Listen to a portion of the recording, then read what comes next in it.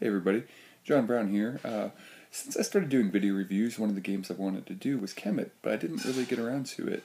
One of the reasons I wanted to do Kemet is, even though it got quite a bit of love from Tom Vassell and the Dice Tower, I didn't hear much about it after that. But recently, Rodney Smith on Watch It Play did a run-through on how to play video, and Kemet just posted his review too, so I figured, hey, now's a good chance as any to get around to it. Kemet has a lot of individual components to it. It's not an overly complicated game to play, as long as you understand each one of those individual components. So I figured we'd take a look at each one of those individual mechanisms and kind of how they work, and then kind of bring it all together for what we think. I would best describe Kemet as a kind of light war game, along the lines of Nexus Ops. Some people call it a spiritual successor to Cyclades or Kyclades, or go ask Scott Nicholson how to pronounce it. But there's definitely a lot of differences, though. I wouldn't say that this is, the same game repackaged. So let's take a look at the individual parts and then see what we think of the whole. Alright, first let's take a look at the board, and one important thing to note, there are actually two sides to this board. There's a 2 and 4 player board, and a 3 and 5 player board, the main difference being some of this area up in here. This board is really unique in a lot of ways. A lot of war games give the opportunity to kind of hide in your corner. You have opponents that are closer to you, and some you might not get to late in the game. That is not the case with this game. Interestingly enough, each city is equal distance away from each other one. So if I want to leave this city, I can move 1, 2, 3, 4 to attack into there. However, the interesting thing is that city way up there or over there, it's actually going to amount to the same thing. I can leave my home city, move 1, 2, this is all one space, 3 and 4. Next, let's talk about what's in your individual city. You're going to have one of each of these three colors, blue, red, and white. And these pyramids actually represent the level of power you have in each respective color. Now it will go up during the game. At any point, when you get to level 4, that's going to be worth a temporary victory point that can be taken away. Basically, red is going to give you the ability to get better attacks. It doesn't give you it right away, but it'll give you the ability. Blue is more defensive base. White is more based around getting resources, kind of, and lots of other things. But prayer points is going to be a resource in the game. We'll get to that. Now, each color player is going to have not only different color models, but a different shape model for each of their armies, which is pretty cool. Not necessary in a game like this, but you can see, they're pretty detailed and pretty interesting. Nice little extra touch to the game. Now each player is also going to have an individual player board from which they select their actions. Now during the game, each round, players are going around taking one action at a time, going around the table until everyone has taken all their actions. You can move troops, you can recruit more troops, you can upgrade your pyramids, another troop movement, you can buy power tiles, and we'll see what those look like in a second, but we can only buy a level of power tile based on what level our pyramid is. And of course there's one for each color, another space to get prayer points. So if I were to go here during a round, I would simply move up 2 prayer points. And prayer points are going to be the only commodity in the game. Now later on, I might want to upgrade a pyramid.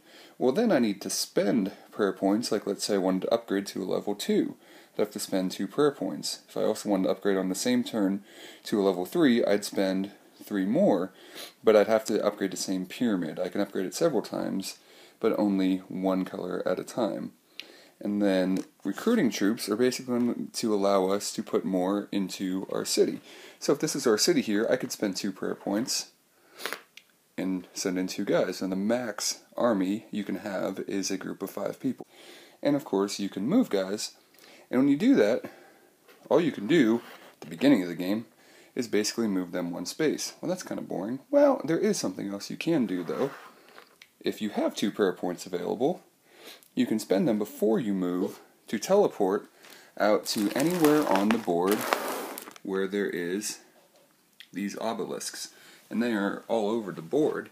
And you might say, well, as long as you have the prayer points, you can get to any player's city, any temple, pretty easily.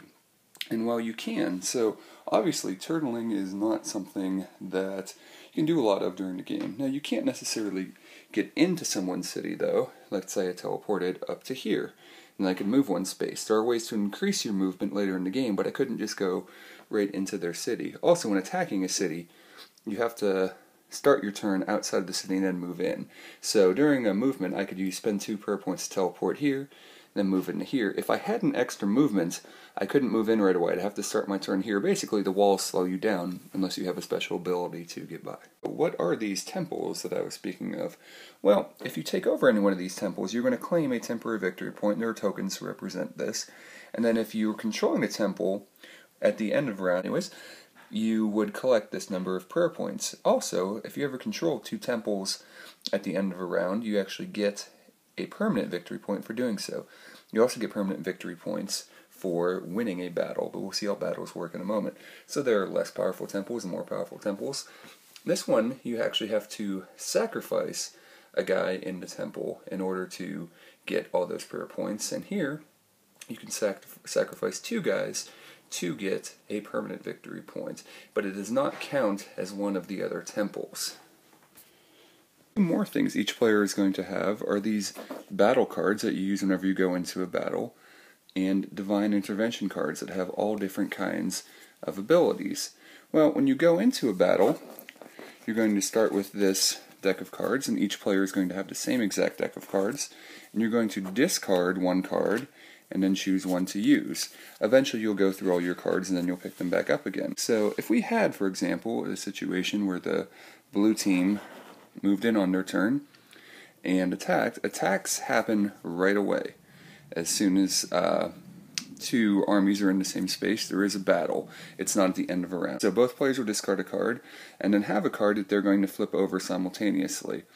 So if this was the card the black player played, they would add 4 to their strength and do 1 damage, while the blue player would add 3 to their strength and basically have 1 defense. So if the blue player started with 5 and the black player had with 3, the black player's total value would be 7. The blue players would be 8, so they would win. They came out ahead. However, the black player would have tried to do 1 damage. If there's no defense, they would have removed one of the blue player's characters. However, this defense basically blocks that attack. So in order to win as an attacker, you need to have a higher attack value, and you need to have more guys left. So if you assume you're going to lose a battle, but you think you can do enough damage to take out the attacker, you technically could have people left on the board, and the winning person doesn't. They won't get a victory point even though they won the battle. They have to have at least 1 guy left.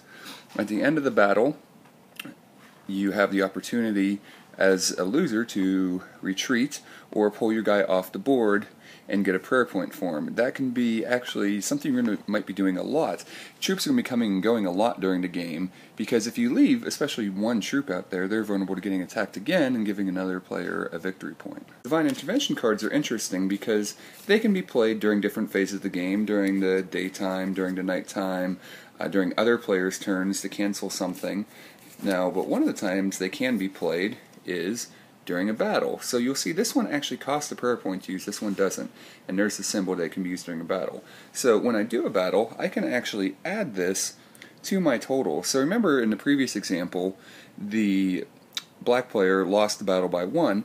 If they had played this card secretly along with their attack card and had a prayer point to spend, they could have added 2 to their attack, and they would have actually won the battle. Now let's talk about probably the most interesting part of the game, the upgrade tiles. This one will give us +1 strength when we are defending. This one gives us +1 strength when we are attacking. So that kind of makes sense for those. But as you go up, here's one that just gives you a victory point. All the colors have that. Now, but we also get these cool creature tiles. So this one allows us to have a creature that goes with our army. He doesn't count as part of our 5 army, and if the army with him is ever defeated, he can go into our city if we have an army in our city, or when we recruit more troops into our city, he can go back with them. So they don't ever leave us, even if they are defeated. They're not considered part of our armies, they just give the army they're with a bonus.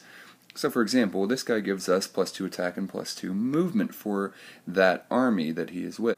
Now over here, though, we have a level 4 creature, gives +2 attack, +1 movement, but right here we see that we can go ahead and ignore the city walls. So we could teleport to somewhere and then take 2 movement to go ahead and get right in and attack a city and surprise somebody. Also, here's a level 2 that basically allows us to have 7 guys in an army instead of 5. Again, these will be more defensively based. This one is a way that we get a victory point now if we win as a defender. Here's the Sphinx. It gives us +2 attack and a victory point. So he's, not a very powerful creature with only that one ability, but it just gives us a victory point for having it. And here's a creature I find interesting, a level 2 blue, that basically gives 1 movement, that's it, but it negates the effect of other creatures. So the blue and the red obviously focused around defense and attack respectively, but here with the white, here's a power 1 that whenever we take a get prayer points, we get 3 instead of 2. Here it costs 1 less to upgrade a pyramid. Here we get a free upgrade at the nighttime. See, in the icons, once you get used to them, it seems like there's a lot of information on here, but you do get used to everything, what everything means. And this one basically gives us an additional 5 prayer points every nighttime. Normally we get 2 for free. This gives us quite a bit more. Pretty powerful. Obviously it's a level 4 one. So remember, however high our pyramid is in a respective color, that's how high of a tile we can buy. And then this is also the cost, unless we have something modifying the cost in prayer points. Alright, so what do I like about Kemet? Well, it is a victory point race. 8 for a short game, 10 for a long game. At the end of the round, if you have that many points, you're the winner. So you can play it in a reasonable amount of time. There's a lot of mechanisms that once you get used to them, the game isn't really that complicated. I would definitely call it a light war game. There's a lot more complicated ones out there. What's potentially bad about the game, despite being not that complicated, there's so much to bear in mind for new players, so many different tiles, and that ends up being a wonderful thing once you get used to it. But once you get used to the iconography, and I definitely suggest printing out some helpful guides to hand out to people so they can keep track of, what all the different tiles do. But once you take all of it in, if you're willing to, and it'll be a little difficult at first, and getting used to the map, how everyone's actually equal distance, there's a lot of things a little different. But once you get used to it, this is probably my favorite light war game for, in my opinion, a lot of reasons. The components are fantastic. Different shape molds and things like that. All these little things add to it. Even the dice that you don't roll that are actually your pyramids. I mean, everything's just nice in the game. And it's just a really interesting game. You can't turtle, but you can definitely have different strategies. If you play the game a lot, then yeah, you're going to know what tiles are better, what combinations are better. But you can't play defensively because getting winning attacks is one of the only ways to win permanent victory points, unless you have the tile that lets you get victory points for defending. So you can't play entirely defensively, but you can have a defensive strategy. You can mix the different strategies. You can try to, have the best resources and be the quick to build your pyramids. But once you build your pyramids, then you're vulnerable to losing that. I think the idea of temporary victory points that people can take is pretty fantastic. You can make a mad dash and get to 8 and hope that nobody can, take away a temple or something before the end of the round, and it just makes for a really interesting game. You can have some leader bashing when somebody jumps out to the lead, but maybe that's part of the strategy. Well, it is part of the strategy of the game. If you jump out to too big of a lead, then people are going to come get you, and you have to know that. And it helps keep the game interesting for everyone, even if they're behind.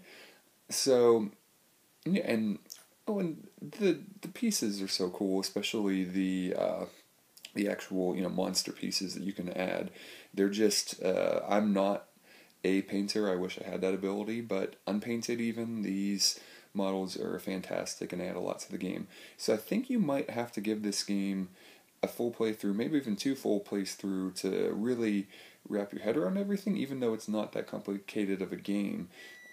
It's interesting. It's gone over kind of mixed, I think, with some people I've played it with. I seem to be the person who likes it there's 1 or 2 other people who like it a lot, and some people kind of indifferent about it, and I'm not quite sure why. Maybe I'll have to get that out of them. But personally, if you're looking for something a little bit lighter than the heavy war games, that once you get used to everything in it, has a lot of depth to offer, mostly because of those tiles and a lot of different strategies and a lot of replayability. So I really have almost nothing negative to say about Kemet, and I think it's finally getting some more attention now, and deservedly so. So thanks a lot for watching. If you want to check out more of my videos, check out my YouTube channel at Stormageddon42, and we'll talk to you guys later. Alright, bye.